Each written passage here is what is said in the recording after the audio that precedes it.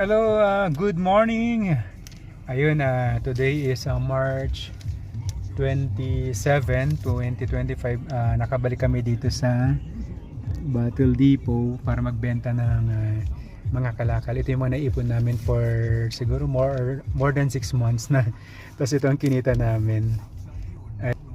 So ako kumita ako ng 58.90. Ayan, gawa lang yan ng mga bote, patapon na, pero dito nire-recycle kasi tapos binibili nila yun dito sa Battle Depot. Kasama ko yan si Kuya Ron. Magkano nabenta mo, Kuya? 100 plus 120. Oh, naka 100 plus din, oh. Ayun, nakaipon namin yan sa loob lang ng mahigit sa 6 na buwan. 6 months inipon. 6 months inipon yan. Oh, so sabi nga may pera sa basura, kaya dito iniipon namin talaga yung mga empty bottles, mga soft drinks, soda, lahat ng pwedeng ibenta. Okay, so yun lang muna mga lods. Salamat. Okay, bye bye.